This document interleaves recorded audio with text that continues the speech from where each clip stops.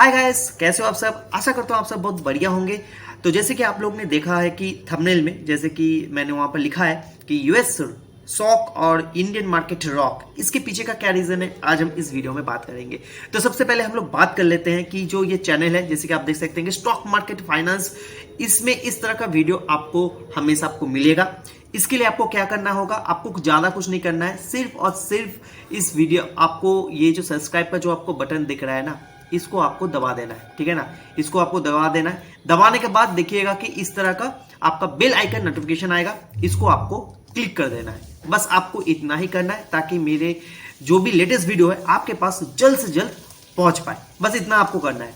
तो चलिए पहले हम लोग जानते हैं कि क्यों मैंने ये कहा कि यूएस मार्केट अभी सॉक है और इंडिया मार्केट रॉक है।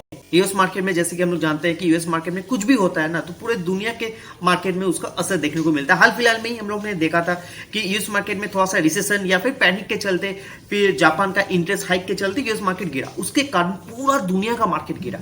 लेकिन जिस तरह से यूएस मार्केट गिरा उस तरह से क्या हमारा इंडिया मार्केट गिरा? नहीं। क्यों नहीं गिरा, उसके ऊपर आज हम चर्चा करेंगे। देखिए, इसके पीछे का रीजन भी हम और आप ही हैं। हम लोग स्ट्रांगली अपने मार्केट को प्रोटेक्ट करके रखे हैं। अब वो किस तरह से है वो पहले हम लोग जानते हैं। तो सबसे पहले जैसे कि आप लोग देख लीजिए डाउ जोन्स, जो कि बहुत अच्छा खासा वो ग्रोथ दिखाया हुआ है, जैसे कि आप देख सकते हैं। लेकिन उनका जो ग्रोथ है वो सिर्फ और सिर्फ 5 साल में ऑल टाइम में 314,258% का उन्होंने ग्रोथ दिखाया था, ठीक है ना। अब हम लोग देख लेते हैं अपना मार्केट, अपना प्यारा भारत का मार्केट। तो हम लोग का देखिए मार्केट भी अच्छा खासा ग्रो किया है ऑल टाइम में। आप जैसे कि देख सकते हैं क्या शानदार ग्रो किया है, शानदार, ठीक है ना। यहां पर भी हमारा जो मार्केट है अच्छा खासा, मतलब 2635% का ग्रो हमारा मार्केट भी दिखाया है, जो कि अच्छा है। अब असली जो मजेदार खेल है ना, वो अब आपको देखने को मिलेगा। वो है ये जो दोनों कंपैरिजन हम कर रहे हैं ना, इसके बारे में आपको देखना पड़ेगा। देखिए, ये जो ब्लू है, ये जो ब्लू आप देख रहे हैं ना, ये पूरा ब्लू, ये ब्लू लाइन है इंडियन मार्केट को रिप्रेजेंट कर रहा है। ये ब्लू लाइन इंडिया मार्केट को रिप्रेजेंट कर रहा है, और ये जो येलो लाइन है ये कर रहा है हमारा यूएस मार्केट को, ठीक है ना। देखिए, कोविड के पहले और कोविड तक, उसके बाद कुछ दिनों तक यानी कि 2021 तक आप देख सकते हैं यूएस मार्केट जिस तरह का परफॉर्मेंस दिखा रहा था उस तरह से हमारा भी मार्केट भी परफॉर्मेंस दिखा रहा था। लेकिन यहां ये जो पॉइंट है ना, यहां से धीरे धीरे चीजें चेंज होना शुरू हो गया, ठीक है ना। इससे पहले यूएस मार्केट के ऊपर ही हम लोग डिपेंडेंट थे, लेकिन अब धीरे धीरे ये चेंज हो रहा है। इसके पीछे का क्या रीजन है, बहुत इंटरेस्टिंग है। आप इस वीडियो को पूरा देखिएगा, तब जाकर आपको मालूम चलेगा कि क्या हो रहा है। हम लोग जो पैनिक करते हैं ना कि मार्केट गिरेगा, भाई हमारा मार्केट बहुत स्ट्रांग है, बहुत स्ट्रांग, आने वाले समय में और ऊपर जाने वाला है। लेकिन आपको ये देखना है कि आप कहां पर इन्वेस्ट कर रहे हैं या क्या कर रहे हैं, उसके ऊपर डिपेंड करता है। अपना मार्केट तो सही है, ऊपर ही जाने वाला है। ये जो आप ग्रोथ देख रहे हैं ना, ये ग्रोथ ये और ऊपर जाएगा। किस तरह से वो हम बताएंगे। तो देखिए, हमारे मार्केट में दो चीज बहुत इंपॉर्टेंट फैक्टर दिखाता है। क्या है वो? है FIIS और DIS। ये होता क्या है, ये दोनों के ऊपर थोड़ा सा हम लोग चर्चा कर लेते हैं, ठीक है ना। तो FII का जो फुल फॉर्म होता है ना, वो जैसे कि आप देख सकते हैं कि FII का फुल फॉर्म होता है फॉरेन इंस्टीट्यूशंस इन्वेस्टर्स, और DIA का होता है domestic institutions investor. Foreign institution investor कौन होते हैं? जो बाहर वाला पैसा हमारे इंडियन मार्केट में लगता है, और DIS माने यानी हमारा पैसा इस मार्केट में लगता है। तो हमारा मार्केट में जो पैसा लगता है ना, उसमें सबसे ज्यादा, जैसे कि DIS में कौन होते हैं, कौन वो लोग हैं जो पैसा लगाते हैं? DIS में होते हैं बैंक्स होते हैं, इंश्योरेंस कंपनीज होते हैं, म्यूचुअल फंड होते हैं, अदर्स में ना बहुत बड़ा एक कंपनी है, वो है LIC, जो कि बहुत बड़ा, मैंने हमारे पूरा फाइनेंस सेगमेंट में सबसे ज्यादा पैसा किसी के पास है तो वो है LIC के पास बहुत ज्यादा पैसा है, उनका पैसा लगता है। उसके बाद सेकेंड, मतलब ये फर्स्ट नंबर पे आते हैं, और सेकेंड नंबर पे अभी आ रहे हैं म्यूचुअल फंड, ठीक है ना। म्यूचुअल फंड यानी कि रिटेलर का पैसा, यानी कि हमारा और आपका, ठीक है ना। LIC भी रिटेलर का ही है, लेकिन रिटेलर डायरेक्ट म्यूचुअल फंड के जरिए मार्केट में इन्वेस्ट करते हैं। और LIC क्या करते हैं, LIC को हम पहले पैसा देते हैं, LIC उस पैसे को मार्केट में मतलब उसको मार्केट में इन्वेस्ट करते हैं। मार्केट से वो मान के चल लीजिए वो 10% का वो ग्रोथ दिखाते हैं या रिटर्न निकालते हैं। 10% में से 6% आपको दिया जाता है और 4% वो खुद रखते हैं। तो इस तरह का वो अपना बिजनेस वो चलाते हैं, ठीक है ना, LIC। म्यूचुअल फंड भी कुछ उस तरह से है, लेकिन म्यूचुअल फंड में आपको रिटर्न बहुत ज्यादा मिलता है। म्यूचुअल फंड में आप यदि 10% आपको मिलता है ना, तो बहुत से ज्यादा, मतलब ये पूरा 10% आपको ही मिलेगा। बस यहाँ से क्या कटता है, यहाँ से कटता है आपका जो ब्रोकरेज चार्ज होता है वो, और टैक्स। ये दो चीज आपका कटता है, बाकी 10% आपका रहता है। तो LIC से ज्यादा आपको म्यूचुअल फंड में मिलता है। और धीरे धीरे म्यूचुअल फंड का जो हाथ है वो बहुत स्ट्रांग हो रहा है, ठीक है ना। वो किस तरह से, वो भी हम समझेंगे, ठीक है ना। तो म्यूचुअल फंड का जो डेटा निकलता है ना, वो एमफी के जरिए निकलता है। एमफी, अब एमफी का आप फुल फॉर्म पूछेंगे कि एमफी का फुल फॉर्म क्या है, association of mutual fund in India, इसका अर्थ है एमफी। तो इनके हिसाब से एक डेटा निकला है जो कि कमाल का डेटा है, और जो कि मुझे वो डेटा देखकर इतना खुश हो रहा है कि हमारा मार्केट अंडर वैल्यूड है या ओवर वैल्यूड है। अब इस डेटा से देख के आप पता चल सकता है। आप लोग जो पैनिक करते हैं ना, वो पैनिक भी आपका दूर हो जाएगा। इस वीडियो में आप बने रहिए, आपको मैं पूरा का पूरा मैं आपको समझाऊंगा कि एमफी जो हमें दिखा रहा है ना, उसके हिसाब से मार्केट अभी चंगा है, पूरा चंगा है। अब क्या चंगा है चलिए जानते हैं, ठीक है। जैसे कि आप देख सकते हैं कि एमफी ने ये डेटा निकाला है। ये डेटा क्या है, धीरे धीरे बताते हैं। अब थोड़ा सा सब्र रख के इस वीडियो को पूरा देखिए। सबसे पहले यहां पर देख लीजिएगा कि ये total duration of financial year है, मतलब पूरा साल में कितना पैसा म्यूचुअल फंड ने लगाया है, ठीक है ना। ये देख लीजिए, ये है 2016-17 का फाइनेंशियल ईयर, 17-18 का है, 18-19 का है, 19-20 का है, 20-21 का है, 21-22 का है, 22-23 का है, 23-24 का भी हो चुका है। अब चल रहा है 24-25, ठीक है ना। अब यदि हम ईयरली वाइज देखें तो पहले 16-17 में कितना, 43,000 करोड़, ये 1000 करोड़ है, जितना भी अमाउंट देख रहे हैं करोड़ में है, ठीक है ना। 43,921 करोड़ पहले, मतलब मान के चल सकते हैं कि 44 करोड़ पैसा लगा था 2016-17 में। उसके बाद देखिए 67, उसके बाद 92, उसके बाद 1 लाख। कोविड के समय था, कोविड के पीरियड में थोड़ा बहुत इन्वेस्टमेंट कम हुआ था, 96 आ गया था, लेकिन उसके बाद देखिए रिकवर हो गया, यानी कि 2019-20 से भी ज्यादा ये हो गया है, ठीक है ना। इससे भी ज्यादा है, इससे भी ज्यादा है, उसके बाद इससे भी ज्यादा क्या है, 155, यानी कि 1,55,000 करोड़ रुपीस, फिर 1,99,000 करोड़ रुपीस। और इस साल लगभग आप मान के चल सकते हैं कि 2,40,000 तो होने ही वाला है, मान के चल सकते हैं। मतलब ये तो होगा ही होगा, इससे ज्यादा भी हो सकता है, इससे कम भी हो सकता है, ठीक है ना। यानी कि कहना हम क्या चाहते हैं कि जो म्यूचुअल फंड वाले जो इंडस्ट्री है ना, वो अभी कमाल का रिजल्ट कर रहा है। अभी हाल फिलहाल में जो एक डेटा आया था, उस डेटा में कहा गया था कि इस महीने यानी कि जुलाई के महीने में, ये तो अभी जो चल रहा है करेंट फाइनेंशियल ईयर, उसमें 23,000 करोड़ का पैसा आया है। 23,000 करोड़, सोचिए एक समय था 43,000 आता था पूरे साल भर में, अब वो हाफ आ रहा है एक महीने में।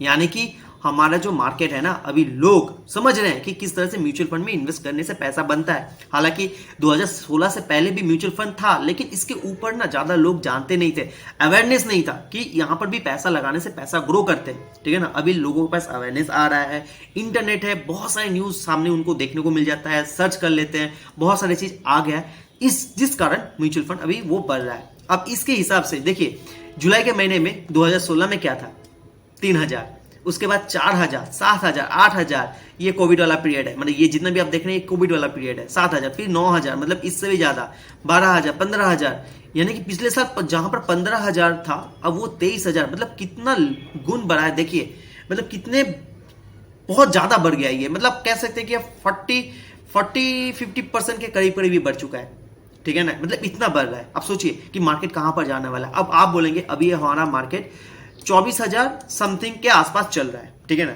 अब आप कहेंगे कि ये तो बहुत, ये टॉप पे है, या फिर ये अभी सही चल रहा है, क्योंकि मार्केट में अभी और पैसा लगाने वाला है, ठीक है ना, पैसा भी बहुत लगेगा। अब जो ये डेटा है आप देख लीजिए। अब देखिए, अब जितना भी पूरा डेटा है ना, अब पूरा डेटा में आप देखिएगा कि धीरे धीरे ये बढ़ ही रहा है, यहां से भी बढ़ रहा है, यहां से भी बढ़ रहा है, चारों तरफ से बढ़ रहा है। तो कोई दिक्कत वाली बात नहीं है, मार्केट अभी टॉप में जाने वाला है। अब एफआई डीआई का जो खेल है ना, वो कुछ इस प्रकार से है कि पहले क्या था कि जब ग्लोबल वर्ल्ड में ना, जब पैनिक मचता था, तो एफआई अपना पैसा निकाल देता था। मान लीजिए कि एफआई अभी 24,000 में चल रहा है, ठीक है ना। एफआई पैसा निकाल के 20,000 कर दिया है। यानी कि पहले क्या होता था कि एफआई जब भागता था तो मार्केट हमारा गिरता था, ठीक है ना। अभी इस मार्केट को गिरने से कौन बचा रहा है, वो है हमारा डीआईआई। यानी कि देखिए 20,000 करोड़ रुपए का वो माल बेचा, तो हम लोग ने 23,000 रुपए का माल खरीद लिया, ठीक है ना। 3,000 का वो बेचा, 3,000 का हम लोग खरीद लिए। फिर देखिए 3,000 का उन्होंने मार्केट बेचा, 3,000 का हम लोग खरीद लिए, 10,000 का उन्होंने बेचा तो हम लोग फिर से 9,000 का माल उठा लिए। यानी कि डीआई मतलब एफआईआई को हम लोग कोई भी ऑप्शन ही नहीं दे रहे कि तुम भागोगे और मार्केट गिरेगा। भाई वो दिन गया, ये 2020 से पहले ऐसा होता था। एफआईआई जानते थे कि ठीक है अभी तो पैसा इंडिया मार्केट में तो ग्रो कर रहा है, चलो निकाल लेते हैं, मार्केट फिर से गिर जाएगा, फिर जब हम लोग आएंगे मतलब ग्लोबल मार्केट जब सही हो जाएगा फिर हम इस लेवल में खरीद लेंगे। लेकिन अभी क्या हो रहा है कि जैसे कि मार्केट ऊपर जाता है, अब एफआई भागता है, जब एफआई भागता है ना तो ये सपोर्ट होता है, ये सपोर्ट बना रहा है डीआईआई, ठीक है। मतलब अब एफआई भागेगा ना तो इस लेवल, यदि इस लेवल से वो भागता है, इस लेवल से वो भागता है तो इस लेवल पे फिर से वो नहीं मिल पाएगा, क्योंकि डीआई इसको सपोर्ट देता है, फिर मार्केट ऊपर भाग जाता है, फिर सपोर्ट देता है, फिर ऊपर भाग जाता है। डीआई पहले रेजिस्टेंस का काम करता है, सॉरी एफआईआई पहले रेजिस्टेंस का काम करता था, अब डीआई सपोर्ट का काम करता है, सपोर्ट लेने पर ही मार्केट ऊपर जाता है। तो ये जो हम लोग कहते हैं ना कि मार्केट अभी नीचे जा रहा है, मार्केट नीचे जा रहा है, तो मार्केट नीचे नहीं जा रहा है, मार्केट कहते हैं ना कि गिरेगा, तो भाई डीआई इसको बचा रहा है। डीआई के पास अभी इतना पैसा है कि वो मार्केट को पकड़ के रख रहा है, ठीक है ना। तो ये बहुत बड़ी बात है, जो कि अच्छी बात है। आने वाले समय में मार्केट और स्ट्रांग होगा, क्योंकि ये जितना सपोर्ट बना रहा है ना, ये डीआई का पैसा, यानी कि आप और हम बना रहे हैं। हम मार्केट को गिरने नहीं दे रहे हैं, हम म्यूचुअल फंड के जरिए इन्वेस्ट कर रहे हैं, एलआईसी भी उसको सपोर्ट कर रहे हैं। पहले तो एलआईसी अकेला मार्केट को संभालने का कोशिश करते थे, लेकिन अब उसको जो सपोर्ट देने के लिए कौन आ गया? Mutual fund. म्यूचुअल फंड मतलब यानी कि आप और हम जैसे कैंडिडेट यहाँ पर अब आ रहे हैं। पहले पैसे हम लोग मार्केट में लगाते नहीं थे, अभी मार्केट में लगा रहे हैं, जिस कारण मार्केट अभी भाग रहा है, एकदम तगड़ा भाग रहा है। तो जो म्यूचुअल फंड वाला जो इंडस्ट्री है ना, आने वाले समय में तो वो अभी और रॉकेट करने वाला है। अभी तो सिर्फ 2 लाख का आंकड़ा पार किया है पिछले फाइनेंशियल ईयर में, 1,99,000 करोड़ का। इस साल तो भाई उसको 1.5 करोड़ मतलब 2.40 लाख करोड़ का वो टारगेट अचीव करने वाला है। तो सोचिए कि मार्केट कहां पर जाने वाला है। मार्केट गिरने नहीं वाला है, मार्केट बहुत ऊपर जाएगा। हम लोग अभी भी सोच रहे हैं कि अभी 25,000 है, अब धीरे धीरे अभी वो 30,000 हो जाएगा।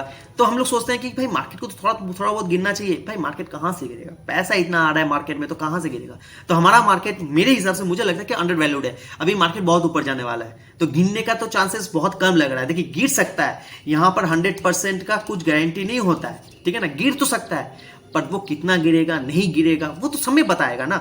उसके डर के मारे थोड़ा गिरता है तो हम लोग भाग जाते हैं। नहीं भाई मत भागो, मैं कहता हूं मत भागो। अच्छा स्टॉक है, पकड़ के बैठे रहो। हाँ, पर कुछ स्टॉक है जो कि बहुत ऊपर तक भाग गया है। देखिए निफ्टी 50 ना बहुत धीरे धीरे ऊपर ग्रो करता है, पर कुछ स्टॉक है ना निफ्टी 50 को सरपास करके ना इस तरह से भागता है। यानी कि इसका ग्रोथ रेट यदि मान के चलिए कि 10% या फिर 12% होगा ना, तो कुछ स्टॉक है ना 100% का रिटर्न दे रहा है एक साल में, ठीक है ना। ये बहुत ज़्यादा है, ये बहुत ज़्यादा है। तो ये उस स्टॉक से आप थोड़ा सा मतलब यदि अच्छा है, कंपनी प्रॉफिट दिखा रहा है, उसका मतलब रेवेन्यू आ रहा है, उनको ऑर्डर मिल रहा है, तो कोई दिक्कत वाली बात नहीं है, क्योंकि वो आने वाले समय में वो रिकवर कर जाएगा। लेकिन यदि नहीं आ रहा है तो फिर आपको देखना पड़ेगा कि क्या हो रहा है क्या नहीं हो रहा है।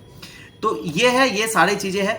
तो आगे बढ़ते हैं। तो हम लोग पहले देखते हैं कि जो टॉप 10 म्यूचुअल फंड हैं जो कि लिस्टेड है। देखियो यहाँ पर जो भी है ना, यहाँ पर सब कुछ लिस्टेड नहीं है।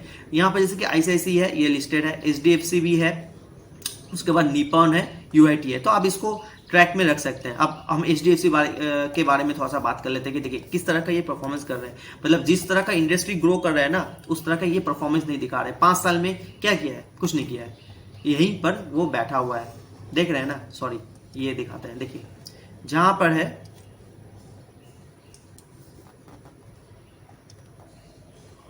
देखिए एचडीएफसी कहां पर है, देखिए एचडीएफसी कहां पर है, 4,138,000 रुपीज में वो खड़ा है। 5 साल में 85%, यानी कि डबल भी नहीं किया है। मतलब बहुत स्लो चल रहा है। और इसका परफॉर्मेंस देखिए स्टैग्नेंट पोजीशन पे है। मेरा कहने का मतलब ये नहीं है कि आप यहाँ पर जाकर आप घुस जाइए। ये जो मार्केट है ना, ये आने वाले समय में और बढ़ेगा, ठीक है ना। अभी क्या है कि ट्रेन अभी प्लेटफॉर्म में खड़ा है, ठीक है ना। अब जब प्लेटफॉर्म में ट्रेन खड़ा होता है ना, तब चढ़ना चाहिए। उसके बाद जब राइड होगा ना, तो बहुत मजा आएगा। हम लोग सभी लोग कहाँ पर चढ़ते हैं? यहाँ पर जब मार्केट टॉप में रहता है तब हम लोग चढ़ते हैं। क्यों? यहाँ पर चढ़ने में आपका फट रहा है। पर हाँ, मैंने बोल दिया तो चढ़ मत जाइएगा, आप इसको लेकर एनालिसिस कीजिएगा। मैं अभी भी इसको लेकर एनालिसिस कर रहा हूँ। मुझे लगेगा कि हाँ अब इसमें चढ़ना चाहिए तो मैं चढ़ूंगा। अभी भी मैंने नहीं चढ़ा है।